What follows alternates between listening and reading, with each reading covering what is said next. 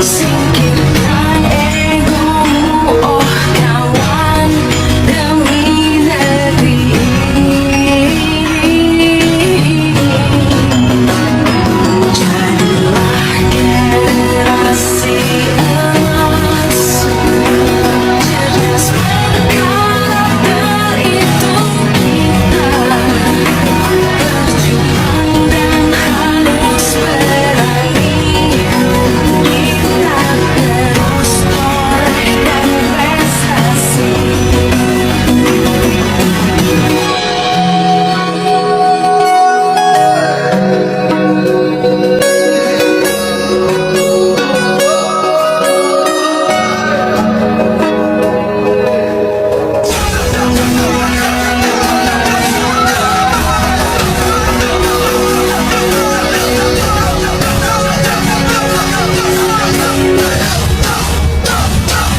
Kita belajar Pancasila, kita bernafas lalu sia-sianya. Kita belajar Pancasila, ayo kita jaga untuk Indonesia. Kita belajar Pancasila, kita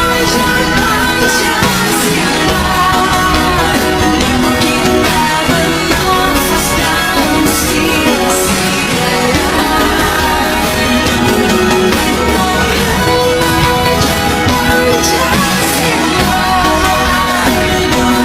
ayo kita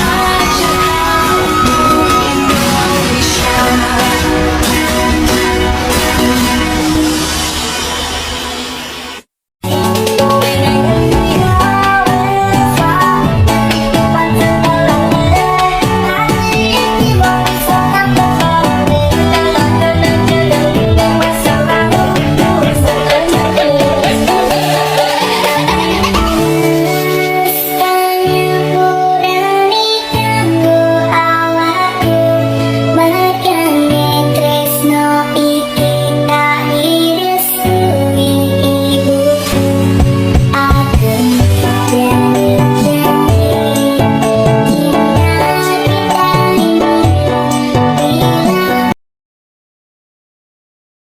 Ayo kita semua belajar sistem pencernaan pada manusia dari mulut hingga anus.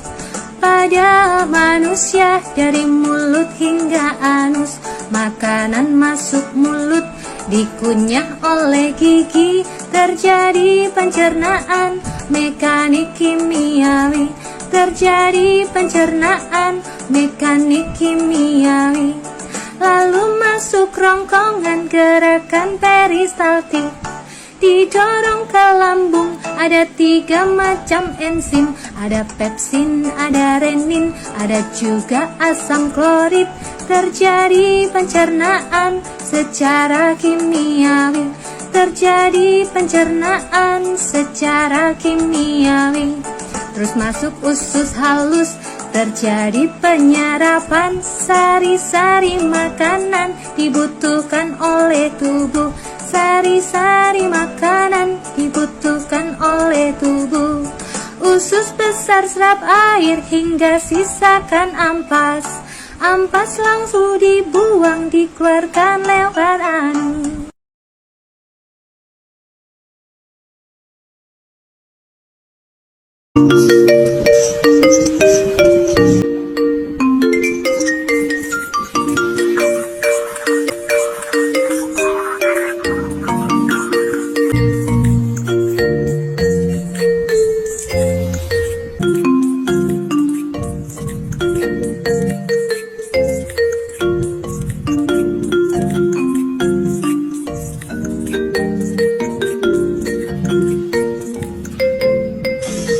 Hai teman-teman, kemarin kan kita sudah membahas pencernaan makanan dari mulut ya. Setelah dari mulut, makanan kita menuju kerongkongan. Kerongkongan adalah suatu saluran seperti tabung sepanjang 20 cm yang menghubungkan antara rongga mulut dengan lambung.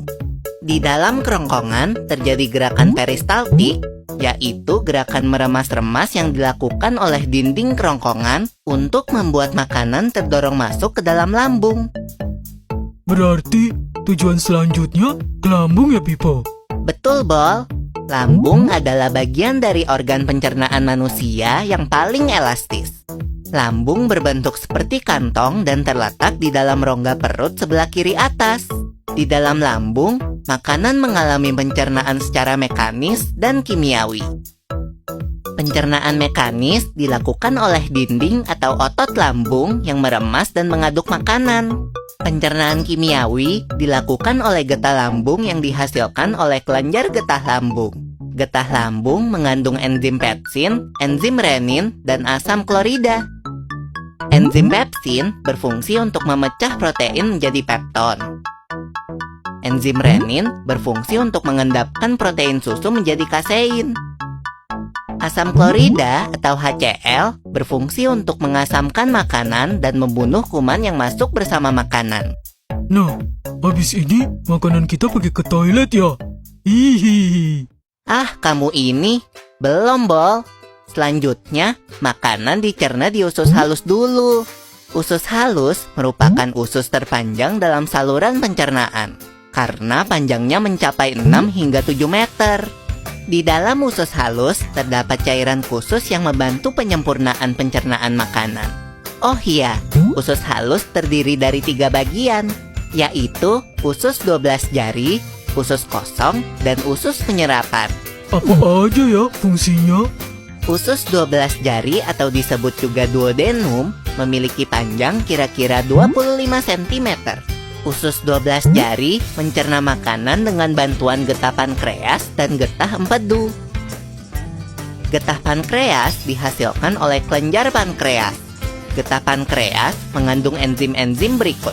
Enzim amilase berfungsi mengubah zat tepung atau amilum menjadi zat gula atau glukosa. Enzim tripsin berfungsi mengubah pepton menjadi asam amino. Enzim lipase berfungsi mengubah lemak menjadi asam lemak dan gliserol. Kalau getah empedu dihasilkan oleh hati dan disimpan dalam kantong empedu. Getah empedu berfungsi untuk mencerna lemak. Selanjutnya, usus kosong atau jejunum terletak di antara usus 12 jari dan usus penyerapan. Usus kosong memiliki panjang sekitar 2,5 meter dan berfungsi untuk mencerna makanan dari usus 12 jari. Terakhir adalah usus penyerapan yang merupakan tempat penyerapan sari-sari makanan. Di seluruh permukaan dindingnya terdapat ujung-ujung pembuluh darah yang menyerap sari-sari makanan. Kemudian, sari makanan diedarkan melalui aliran darah ke seluruh bagian tubuh.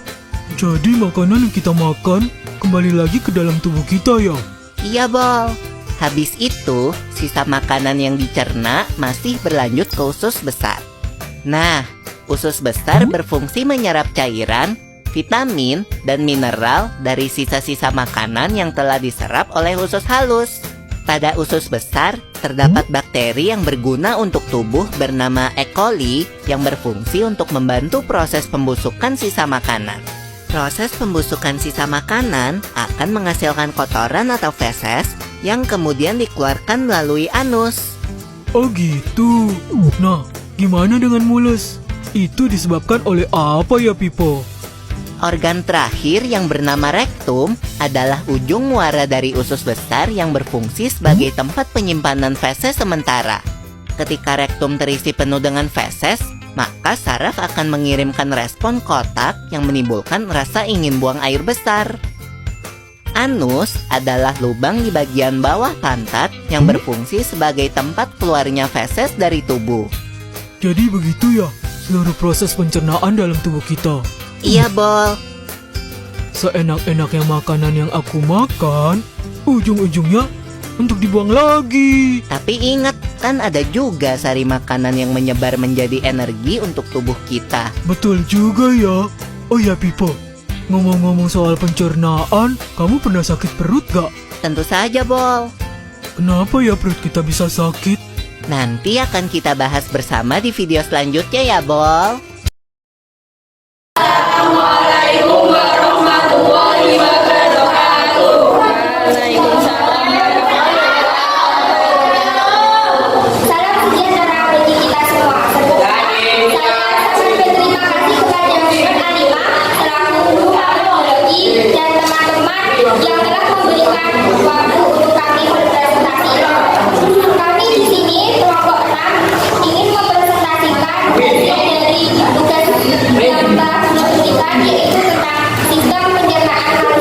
Sebelumnya, kita akan memperkenalkan diri. Saya Adinda Aulia Sapitri sebagai moderator dan penyampai materi ketiga. Saya Monika sebagai penyampai materi kelima. Saya Eka Lutfi Wijanto sebagai pemateri 2. Saya Jalma Sari sebagai penyampai materi ke-6. Saya Alfa sebagai penyampai materi ke-4. Saya Musafir sebagai penyampai materi ke-1. Berikut adalah penjelasan mengenai pengertian sistem pencernaan yang akan dijelaskan oleh teman saya. Sistem pencernaan adalah organ yang digunakan untuk mengolah makanan dan mencerna makanan agar dapat digunakan sebagai bahan manusia yang dibutuhkan untuk aktivitas sehari-hari. Baik teman-teman, sebelum kami lebih mendekat, kami ingin menyadarkan kami yang berjudul tentang sistem pencernaan manusia. Ya, monggo yang mau ikut nyanyi.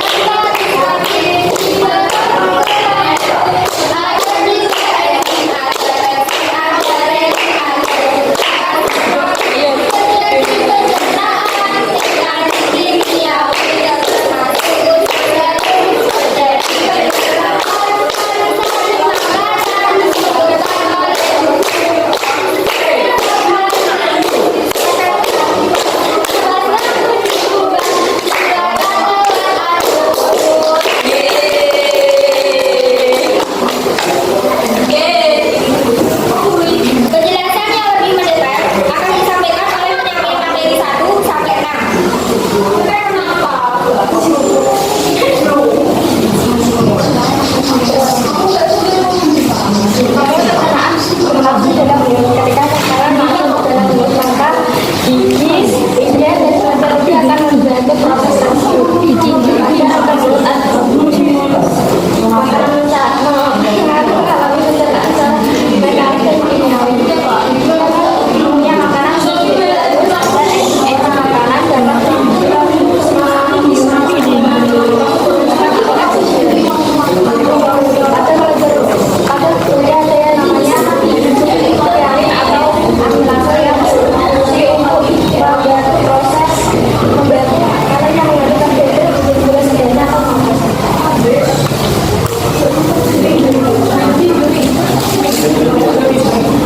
Selanjutnya, bagian rongkongan.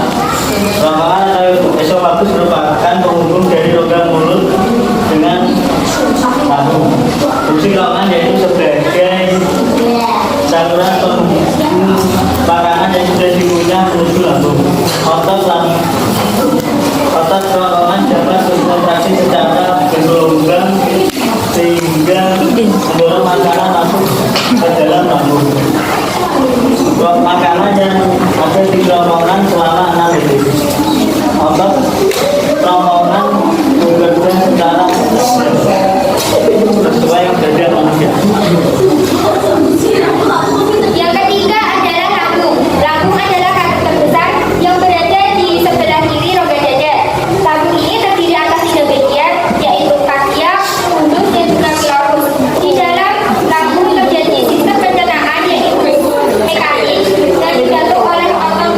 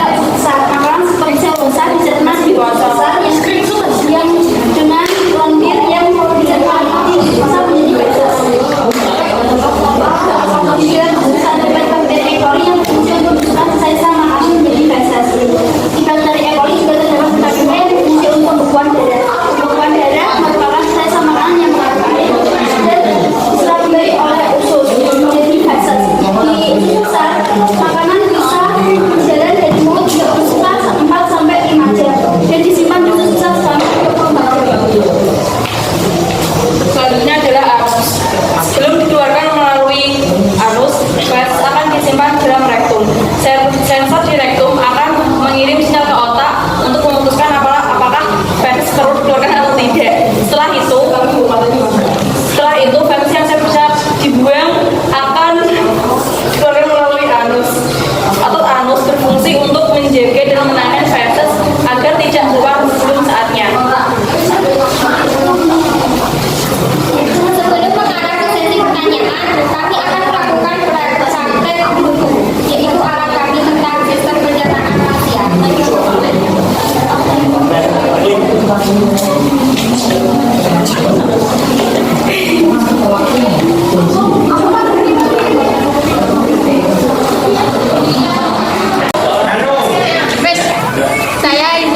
Saya perwakilan dari kelompok 1 ingin bertanya apa fungsi dari lambung. Terima kasih.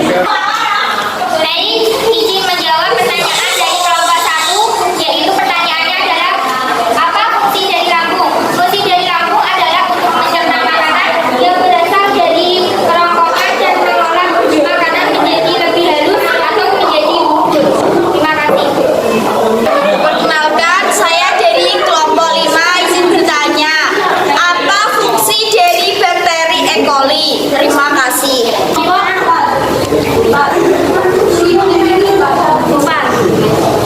Fungsi dari bakteri E. coli yaitu sebagai pembentukan sisa makanan yang dapat dicerna lagi menjadi bakteri.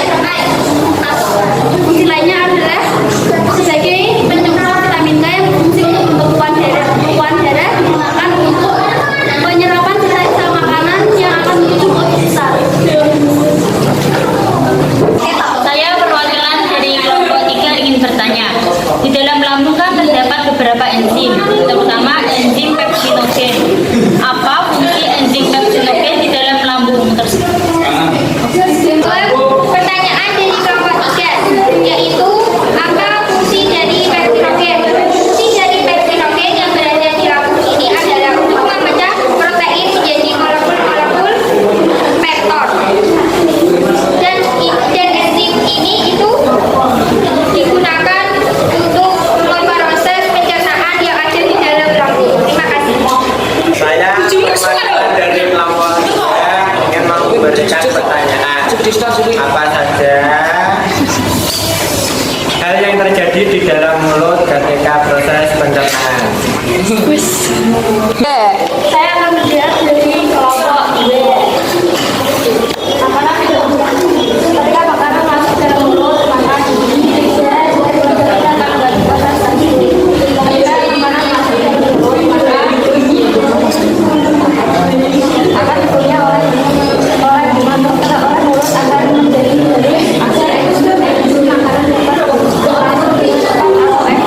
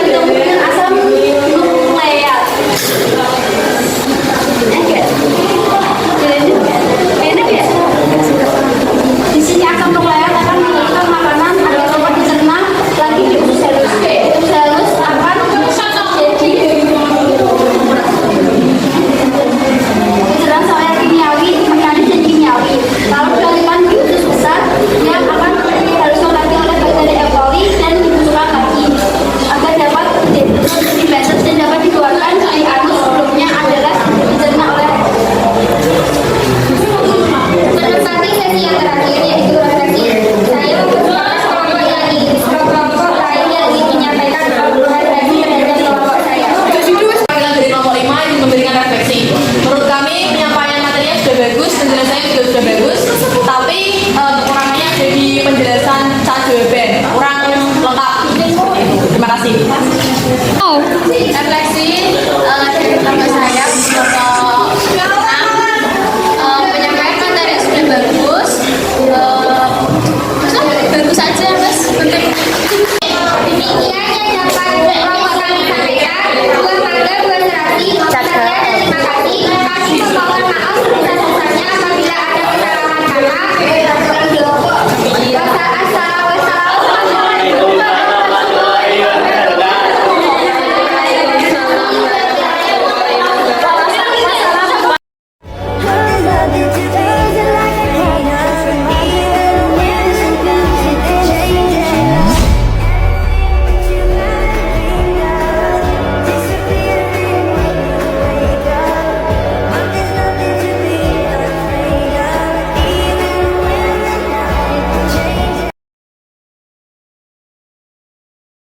kita bahas adalah gastritis, radang pada lambung gastris atau MAH. Nah, bisa kalian lihat ya antara lambung sehat dengan lambung yang terkena MAH. Ternyata yang terkena MAH ada boroknya. Gastritis merupakan radang akut pada lapisan mukosa dinding lambung karena makanan yang kotor. Gastritis merupakan radang lambung. Ini dapat disebabkan oleh peningkatan asam lambung. Kemudian disebabkan oleh makan yang tidak teratur, disebabkan oleh mikroorganisme, alkohol, dan stres. Penyakit atau kelainan pencernaan selanjutnya kita bahas adalah kolik. Nah, bisa kalian lihat ya, itu adalah penyakit kolik. Kolik terjadi salah cerna akibat makan terlampau banyak atau gangguan yang merangsang lambung sehingga menimbulkan rasa nyeri atau yang kita sebut dengan sakit perut ya. Kemudian kelainan yang selanjutnya adalah parotis atau gondongan. Seperti kalian lihat pada gambar, di situ adalah penyakit gondongan atau parotis. Parotis atau gondongan merupakan penyakit menular pembengkakan atau radang pada kelenjar parotis, yaitu kelenjar ludah, akibat dari virus paramisovirus. Kelainan pencernaan selanjutnya yang akan kita bahas adalah konstipasi atau sembelit. Nah, itu perbedaan orang normal dengan orang yang mengalami konstipasi atau sembelit. Konstipasi merupakan susah buang air besar karena penyerapan air di kolon atau usus besar yang berlebihan karena kurang serat. Kelainan selanjutnya yang akan kita bahas adalah serostomia. Nah, itu perbedaan antara mulut dan lidah orang yang sehat dengan serostomia. Serostomia merupakan gejala mulut kering akibat berkurangnya produksi air liur. Akibat adanya gangguan saraf pusat, saraf pada kelenjar ludah atau terjadi di mulut dan perubahan elektrolit ludah. Berikut adalah beberapa makanan yang dapat membantu melancarkan pencernaan. 1. Buah-buahan segar. Buah-buahan seperti apel, pir, nanas, dan stroberi kaya akan serat dan vitamin yang membantu melancarkan pencernaan. 2. Sayuran hijau. Sayuran hijau seperti bayam, kangkung, dan brokoli mengandung serat yang tinggi dan mempunyai sifat pencahar alami. 3. Yogurt. Yogurt mengandung bakteri baik yang dapat membantu memelihara kesehatan usus dan memperlancar pencernaan. 4. Kacang-kacangan. Kacang-kacangan seperti almond, kenari, dan kacang merah mengandung serat dan protein yang membantu melancarkan pencernaan. 5. Oatmeal. Oatmeal mengandung serat yang tinggi yang membantu melancarkan pencernaan dan mencegah sembelit. 6. Jahe. Jahe memiliki sifat anti-inflamasi dan antioksidan yang membantu mengurangi peradangan pada saluran pencernaan dan meredakan gangguan pencernaan. 7. Air lemon. Air lemon mengandung vitamin C dan memiliki sifat pencahar alami yang membantu melancarkan pencernaan. 8. Teh herbal. Teh herbal seperti teh peppermint atau chamomile memiliki sifat menenangkan dan membantu melancarkan pencernaan. 9. Sereal tinggi serat. Sereal tinggi serat seperti sereal gandum utuh mengandung serat yang tinggi yang membantu melancarkan pencernaan. 10. Pisang. Pisang mengandung serat dan vitamin yang dapat membantu melancarkan pencernaan. Selain itu, pisang juga mengandung kalium yang membantu mengatur keseimbangan elektrolit dalam tubuh.